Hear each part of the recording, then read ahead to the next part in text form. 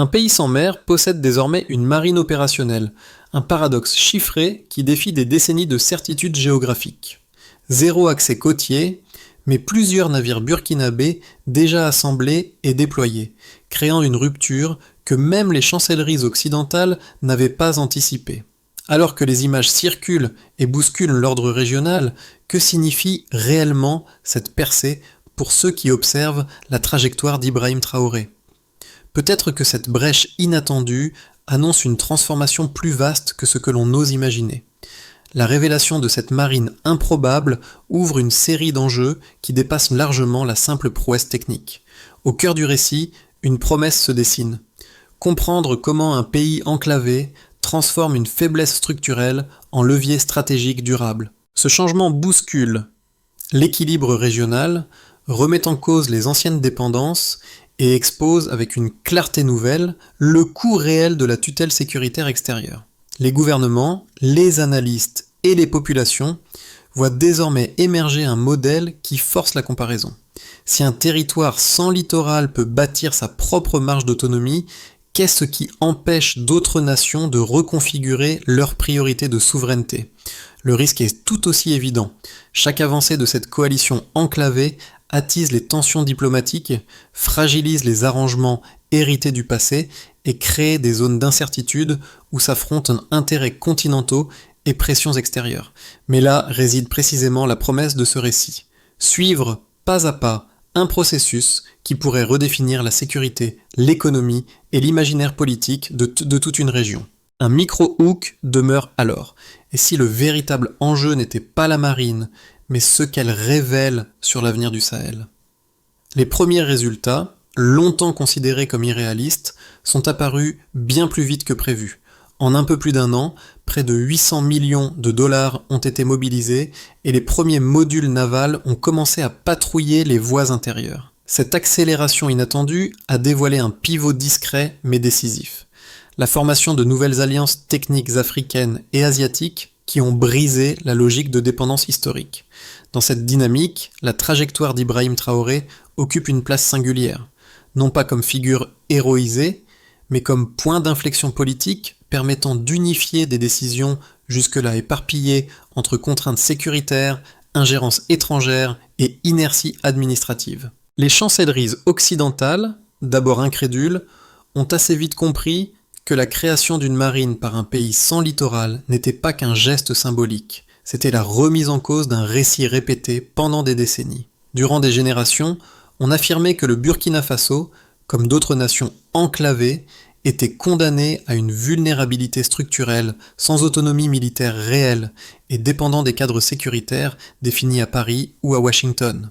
Les bases militaires étrangères, les contrats conditionnels et les accords opaques avaient façonné un paysage où la souveraineté semblait constamment négociable. Les élites internationales présentaient souvent cette dépendance comme un passage obligé. Sans port, pas de marine. Sans marine, pas de souveraineté. Sans souveraineté, pas de développement. C'est précisément cette chaîne d'arguments que la coalition régionale a commencé à briser. L'arrivée de nouveaux partenaires, notamment la Chine, a ouvert un espace débarrassé des conditionnalités politiques, permettant aux États du Sahel de repenser leurs priorités stratégiques. Ainsi est née l'idée que beaucoup jugeaient absurde, bâtir une force navale pour un État enclavé. Ce projet, loin d'être une fantaisie militaire, devint un manifeste pour l'autodétermination africaine, reposant sur une question simple mais explosive. Comment un pays sans mer peut-il protéger ses intérêts au-delà de ses frontières terrestres ?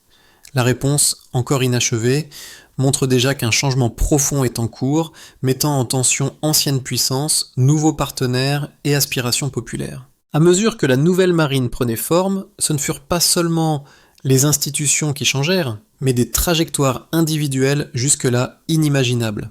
Dans un atelier installé près de Ouagadougou, de jeunes techniciens burkinabés, maliens et béninois travaillaient ensemble pour assembler les modules navals, découvrant pour la première fois un secteur où leur expertise locale était considérée comme centrale plutôt que secondaire.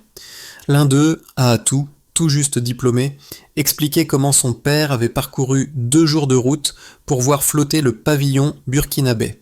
Pour cette famille, la marine n'était pas un symbole abstrait, mais la preuve tangible qu'une génération pouvait ouvrir des horizons nouveaux. Plus au nord, une jeune officier issue d'un village agricole racontait que l'accès à la formation navale lui avait offert un avenir qu'elle n'aurait jamais imaginé quelques années plus tôt. Son existence devenait un contre-exemple vivant à l'idée selon laquelle les pays enclavés seraient destinés à rester prisonniers de leurs limites géographiques.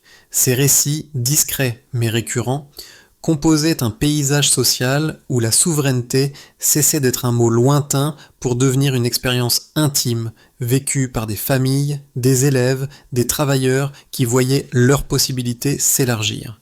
Dans ces transformations, la marine n'apparaissait pas comme une structure imposée d'en haut, mais comme une trajectoire collective où la population redécouvrait son propre rôle dans la construction d'un futur moins contraint. Chaque histoire révélait une même bascule.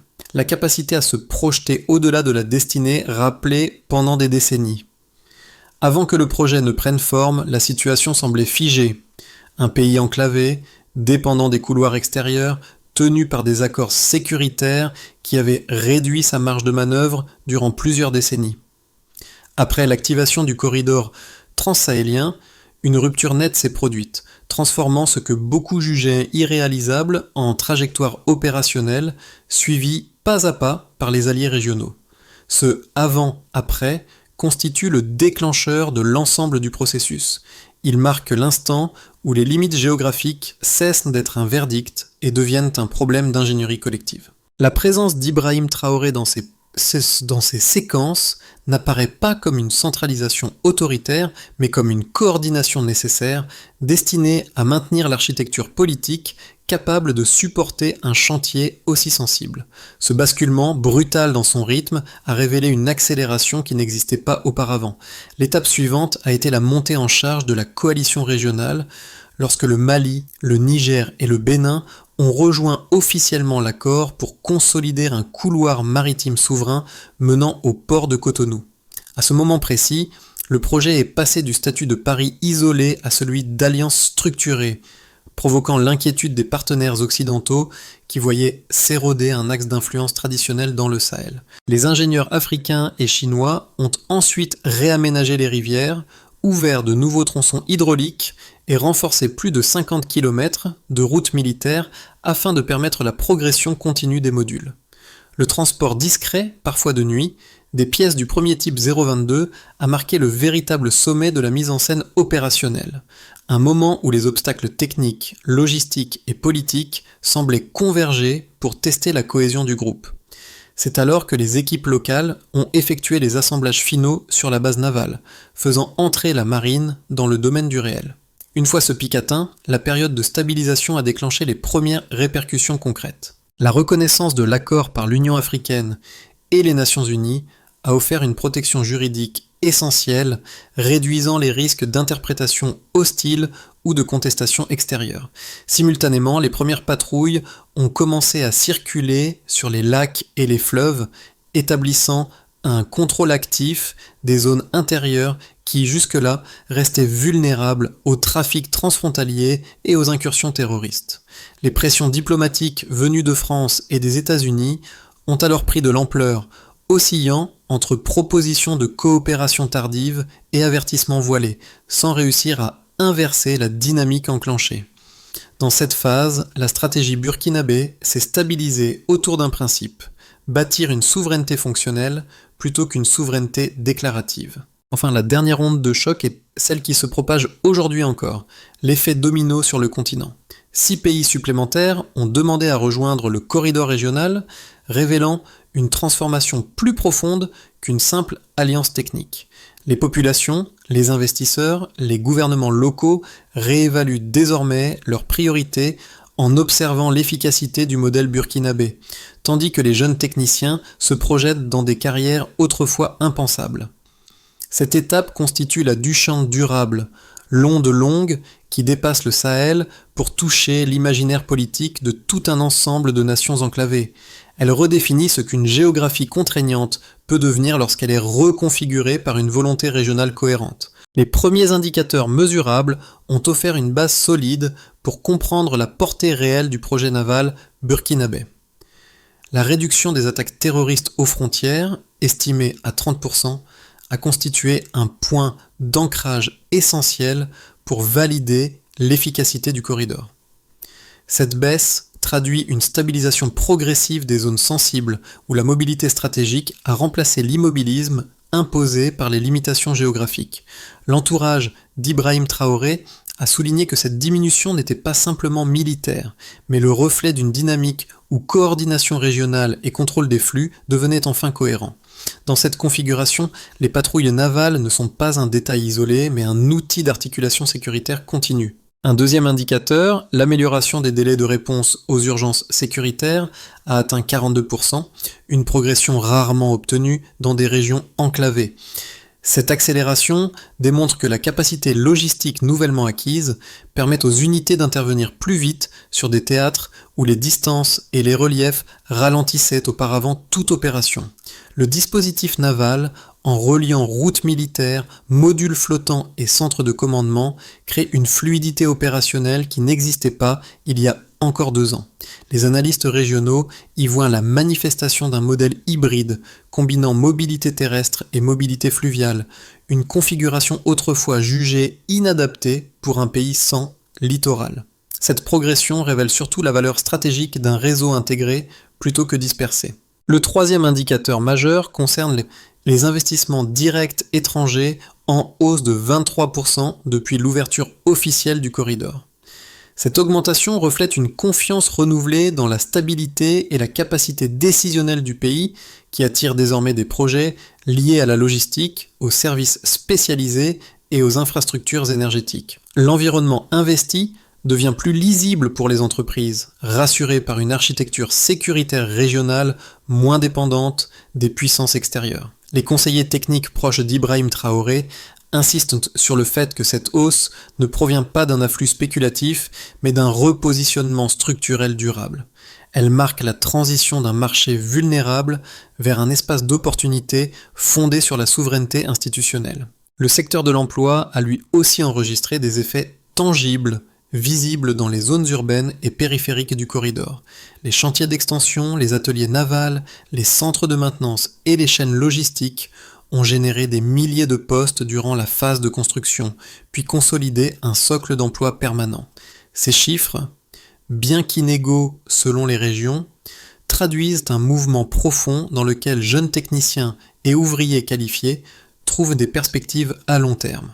Le réseau de formation, alimenté par les centres d'ingénierie africains et chinois, aligne ses programmes sur les besoins opérationnels pour garantir une autonomie technique progressive. Cette cohérence entre formation, infrastructure et emploi constitue l'un des piliers les plus robustes du modèle. L'ensemble de ces données compose une image qui dépasse la simple réussite ponctuelle.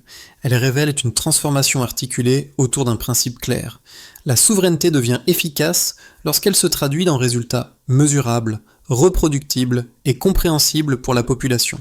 En reliant sécurité, économie et logistique, le corridor réduit les vulnérabilités qui, pendant des décennies, semblaient définir les limites du Burkina Faso.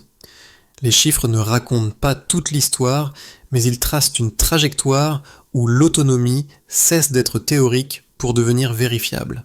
Ce sont ces fondations tangibles qui préparent la suite de de la dynamique régionale.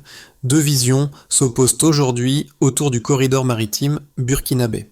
Pour les partisans du modèle, la nouvelle architecture navale représente l'une des démonstrations les plus nettes de souveraineté fonctionnelle jamais observée dans un pays enclavé. Il souligne que l'accord transsahélien, signé avec le Mali, le Niger et le Bénin, a permis d'obtenir un accès souverain au port de Cotonou, reconnu par l'Union africaine et enregistré auprès des Nations unies. Il rappelle aussi que la construction des canaux, la reconfiguration des rivières et l'assemblage des modules navals ont été réalisés en un peu plus d'1 an grâce au financement africain complété par des prêts chinois sans conditions politiques. Pour eux, la réduction des attaques frontalières, l'amélioration des délais de réponse et l'augmentation des investissements étrangers ne sont pas des hasards, mais des conséquences directes de cette initiative. Face à ces arguments, les sceptiques avancent plusieurs réserves majeures. Ils affirment que les pressions occidentales démontrent que le corridor pourrait devenir un foyer de tensions diplomatiques persistantes, risquant d'entraîner le pays dans un bras de fer politique prolongé. Ils redoutent également que la dépendance technique envers les partenaires chinois crée une vulnérabilité nouvelle, remplaçant une forme d'ingérence par une autre. Pour eux, la montée des attentes régionales et l'arrivée de nouveaux pays candidats pourraient déséquilibrer l'alliance ou susciter des rivalités internes difficiles à gérer. Ils considèrent enfin que la gestion de l'eau, les infrastructures hydrauliques et l'entretien des modules navals représentent un défi technique continu pouvant fragiliser l'ensemble du dispositif. Ces deux positions semblent inconciliables, mais les données disponibles permettent de tracer une réponse cohérente. Les pressions diplomatiques existent, mais l'enregistrement officiel de l'accord auprès de l'Union africaine et des Nations Unies place le corridor dans un cadre juridique robuste, difficile à contester. La coopération technique chinoise est réelle, mais la formation accélérée de milliers de techniciens africains et l'ouverture de centres d'ingénierie à Ouagadougou et ailleurs montrent une trajectoire vers l'autonomie progressive plutôt qu'une dépendance figée.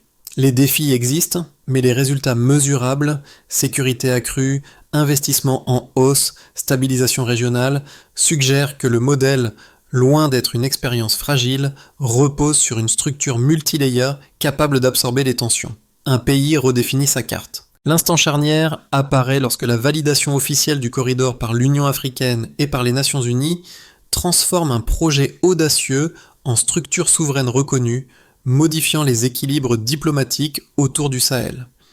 Ce geste institutionnel, apparemment discret, change la nature même de l'initiative. Il offre un cadre légal solide, protège l'alliance régionale et place les anciennes puissances devant un fait accompli qui ne dépend plus de leur aval. Dans cet environnement renouvelé, Ibrahim Traoré devient la figure qui incarne non pas une centralité excessive, mais la cohésion politique nécessaire pour maintenir l'ensemble aligné face aux pressions extérieures. La dynamique s'accélère alors. 6 nouveaux pays frappent à la porte, révélant que le corridor cesse d'être une exception et commence à se comporter comme un modèle reproductible pour d'autres nations enclavées. Les retombées concrètes du corridor commencent d'abord par transformer la vie quotidienne des habitants et les communautés locales. Dans les localités proches des voies réaménagées, les familles constatent une amélioration tangible de la sécurité, conséquence directe de la réduction des attaques frontalières. Les patrouilles fluviales et les routes militaires renforcées offrent une présence dissuasive qui stabilise les environs et facilite les déplacements commerciaux. L'image d'Ibrahim Traoré, circulant parmi ces communautés, alimente un sentiment de cohérence politique, où décisions nationales et impacts locaux cessent enfin de diverger. Cette proximité symbolique renforce l'idée que la sécurité souveraine peut être vécue et non seulement proclamée. Pour les entreprises et acteurs économiques et investisseurs, les effets prennent une dimension résolument économique. La hausse de 23% des investissements étrangers sert de baromètre pour mesurer l'évolution de la confiance dans la stabilité institutionnelle. Les entreprises locales en profitent car la logistique améliorée réduit les coûts de transport et ouvre un réseau d'opportunités inédit autour de l'entretien naval, de la formation technique et des services associés. Les ateliers de maintenance, financés conjointement par les partenaires africains et asiatiques, offrent un socle technique qui rend les chaînes de production plus résilientes qu'auparavant. Ce repositionnement transforme le corridor en plateforme de croissance, plutôt qu'en simple infrastructure militaire. Là, la diaspora perçoit aussi une évolution marquée dans la représentation du pays. Pendant des décennies, les Burkinabés de l'étranger ont porté le poids du récit d'un pays fragile, dépendant et limité par sa géographie.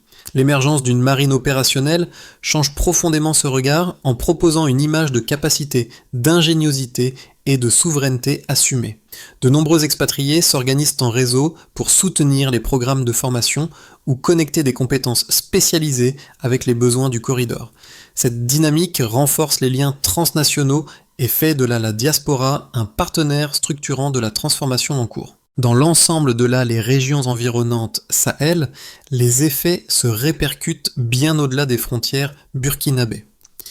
L'alliance régionale initiée par le corridor crée un précédent qui influence les relations entre États enclavés et États côtiers, redéfinissant la manière de négocier les accès logistiques non stratégiques. Les pays voisins observent une amélioration mesurable des flux commerciaux et une réduction des trafics transfrontaliers grâce au contrôle coordonné. Cette stabilité renforcée constitue un signal politique puissant pour les 6 nations qui ont demandé à rejoindre l'accord, confirmant la portée continentale du modèle. Le corridor devient ainsi un instrument de recomposition régionale, soutenu par une architecture juridique robuste. La convergence de ces 4 dimensions, sociale, économique, diasporique et régionale, révèle que les impacts du projet dépassent largement le cadre militaire initial. Ils dessinent une trajectoire où la souveraineté cesse d'être un slogan pour devenir un ensemble d'expériences, de flux et de transformations, perceptibles à différentes échelles. Les résultats observés montrent surtout que la géographie, longtemps considérée comme un destin, peut être reconfigurée lorsqu'un projet collectif dispose d'un cadre légal, d'alliances solides et d'une direction politique cohérente. Dans cette équation, l'action coordonnée entre les États du Sahel et la vision impulsée autour d'Ibrahim Traoré cristallisent une architecture nouvelle, capable de soutenir des ambitions longtemps jugées impossibles. Le corridor maritime entre dans une phase où les prochains mois détermineront la profondeur réelle de sa transformation. Dans un scénario base, l'Alliance régionale poursuit sa consolidation progressive, tandis que les patrouilles intérieures stabilisent les zones fluviales et les axes routiers associés. Si les États du Sahel maintiennent leur coordination politico-militaire, alors la montée en compétences techniques se poursuivra sans heurts, permettant au centre d'ingénierie de former une nouvelle cohorte d'opérateurs spécialisés. Si les partenaires financiers africains et asiatiques conservent leur niveau d'engagement, alors les chantiers logistiques atteindront leur pleine capacité, assurant la continuité opérationnelle du corridor. Ce scénario prudent mais cohérent ancre le projet dans une stabilité mesurée. Un scénario optimistique ouvre la possibilité d'une expansion accélérée de l'Alliance, avec l'intégration partielle ou complète des 6 pays ayant déjà exprimé leur intérêt. Si ces États rejoignent rapidement la structure juridique existante, alors le corridor deviendra un bloc régional doté d'un poids politique inédit dans les négociations continentales. Si les infrastructures hydrauliques et navales sont renforcées à un rythme supérieur aux prévisions, alors le Sahel pourrait développer un réseau fluvial sécurisé reliant plusieurs bassins internes. Si la dynamique économique suit la même trajectoire, alors l'augmentation des investissements étrangers pourrait dépasser le seuil actuel et créer un écosystème logistique régional auto-entretenu. Cette projection dessine un horizon où la souveraineté collective devient une force structurante à l'échelle ouest-africaine. Le scénario worst demeure moins probable, mais il ne peut être ignoré. Si les pressions diplomatiques extérieures se transforment en sanctions ou en restrictions financières, alors les marges de manœuvre pour poursuivre les travaux pourraient se réduire fortement. Si les tensions politiques internes ralentissent la coordination entre les États signataires, alors les délais opérationnels s'allongeront, fragilisant la crédibilité du corridor. Si des défis techniques majeurs apparaissent dans la gestion de l'eau ou dans l'entretien des modules navals, alors la capacité du système à fonctionner en continu pourrait être menacée.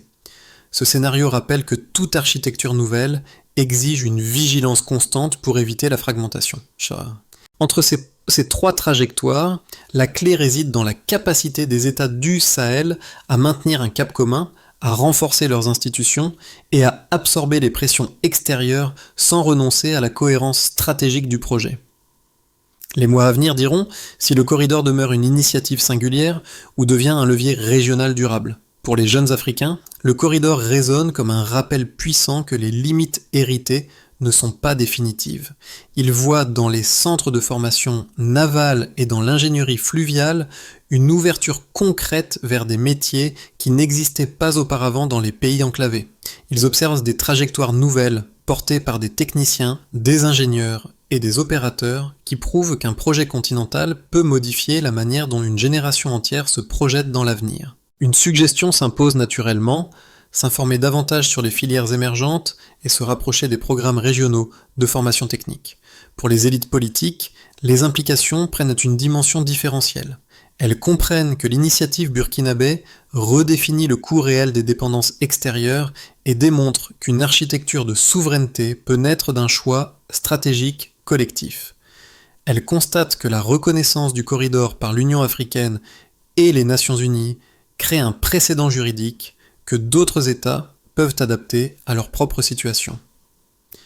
Dans ce contexte, une piste simple consiste à renforcer les cadres nationaux de gouvernance pour accueillir ce type de projet sans frictions internes. Pour la diaspora, cette transformation agit comme un vecteur de réconciliation entre identité et modernité.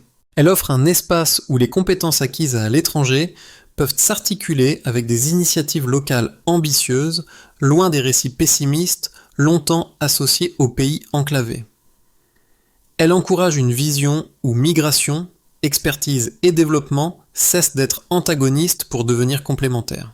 Un geste concret pourrait consister à connecter des réseaux professionnels existants avec les structures de formation ou les incubateurs autour du corridor. Le renforcement du corridor exige désormais une feuille de route claire et mesurable, capable d'assurer la pérennité de l'initiative. Le premier axe repose sur la formation technique, où les centres d'ingénierie doivent former chaque semestre un contingent défini d'opérateurs navals et d'ingénieurs fluviaux. Ce progrès peut être mesuré par le nombre de certifications délivrées et par la capacité des équipes à maintenir les modules sans assistance extérieure. Dans ce volet, Ibrahim Traoré insiste sur la nécessité d'un transfert de compétences complet afin d'éviter toute dépendance prolongée vis-à-vis des partenaires. La consolidation de cette base humaine constitue l'ossature de la souveraineté technique recherchée.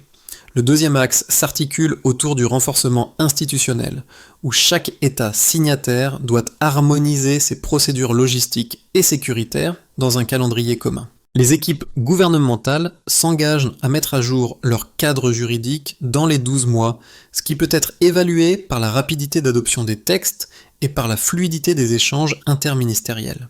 La réussite de ce pilier repose sur l'alignement politique et sur la capacité à neutraliser les frictions internes. Le troisième axe concerne l'infrastructure opérationnelle, qui doit être consolidée par des audits trimestriels mesurant la résistance des canaux, la maintenance des routes militaires et la fiabilité des systèmes de surveillance. Les travaux supplémentaires doivent commencer dès que les capacités locales le permettent, avec des objectifs chiffrés concernant les tronçons renforcés et les installations modernisées. Cette approche garantit une progression mesurable, adaptée aux contraintes climatiques et à l'intensité des usages. Le quatrième axe vise à sécuriser le financement en s'appuyant sur les fonds africains et les partenaires extérieurs sans conditionnalité. Son efficacité se mesure par la continuité des chantiers et la capacité à éviter toute interruption administrative. La combinaison de ces éléments dessine une trajectoire où la stabilité technique, juridique et financière devient le socle des prochaines avancées. Lorsque le premier module naval a été assemblé près d'Ouagadougou, Ahatou, ce jeune technicien dont le père avait voyagé 2 jours pour voir flotter le pavillon national, n'imaginait pas devenir le visage d'une transformation collective. Cette scène, rappelée aujourd'hui comme un fil conducteur, résume mieux que tout discours l'ampleur du basculement engagé. Une famille rurale découvrant que l'horizon pouvait s'élargir au-delà des limites imposées par l'histoire.